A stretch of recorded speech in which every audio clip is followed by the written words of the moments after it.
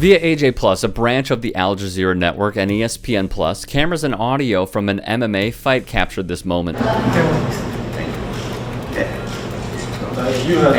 This man, Oran Kalan from Israel, called his opponent Javid Basharat, who is from Afghanistan, a terrorist. After this whole terrorist comment, we have to make sure, guys, to not stoop to his level and make racist comments back. Here, Basharat addressed his supporters prior to the bout. He's a scumbag, and trust me, I'll do my part too tomorrow.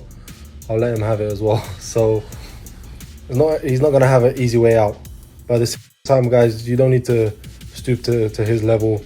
And especially as a Muslim, you know, we advise not to do this either.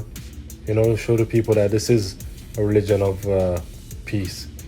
And he's the only one that looks bad here. Basharat, with a calm head through his faith, urged his supporters to not match Kalan's racist energy. At the weigh-ins, Basharat made weight. At 126 pounds, he was peeved that his opponent missed weight by 3 pounds. You can see here, Kalan attempts to shake Basharat's hand, but he was having none of it. Right before he offered to shake my hand, I told him, no, you're looking for a way out. You missed weight and you're celebrating like you made weight. You see that? When he made 139 pounds, he was celebrating like he made weight. I'm like, what? He's just looking for a way out. And I told him that, and then he mentioned the terrorist, and I just looked at him like, what the f?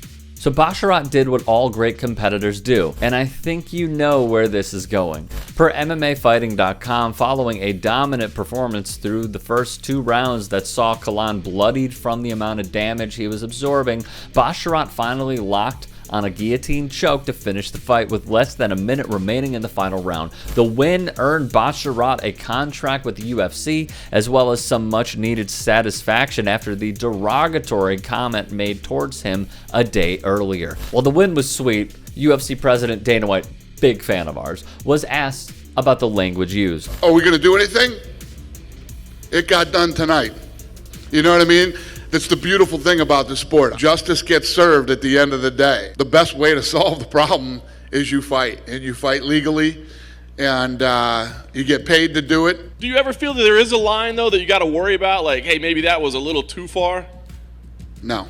Not in this business, I don't. One YouTuber named Smile Tujana sees it a different way. I'm not sure I agree with that, because had Javed retaliated and made an anti-Semitic comment, not only would he have been cancelled, but most likely his UFC contract would have been torn up. To add on to this, here in the US, since the tragic events of 9/11, hate crimes and discrimination against Arabs and Muslims in America have both increased exponentially. The FBI released a report documenting 7,759 hate crime incidents in 2020, the highest annual total in the U.S. since 2008 and second highest since 2001, when the nation was still reeling from 9/11. The Council on American Islamic Relations also recently released a report documenting a spike in hate crimes, harassment, school bullying, discrimination, and hate speech during the first 7 months of 2021 in the U.S.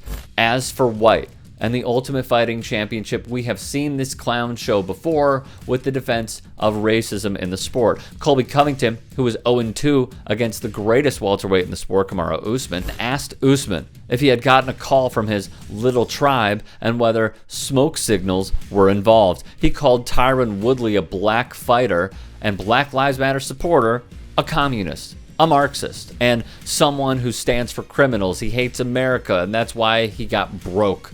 And he questioned the legitimacy of the BLM movement. Sijara Eubanks, a bantamweight in the UFC, said of Covington, "Let's be real first and foremost, it wasn't unfortunate. It was flat out racist what Colby was saying. It was racist, it was disgusting, and quite frankly, disappointing." Covington did use the terrorism word as well. As a fake staunch Trump supporter who has admitted to it being an act to continue his UFC tenure, Covington called Black Lives Matter a terrorist group, jiving with fellow insurrectionist language. These guys all have their own causes, things, all their own beliefs. We don't muzzle anybody here. We let everybody speak their mind. I don't know what he said that was racist. I don't know if I heard anything racist that he said. In the meantime, White continues looking the other way.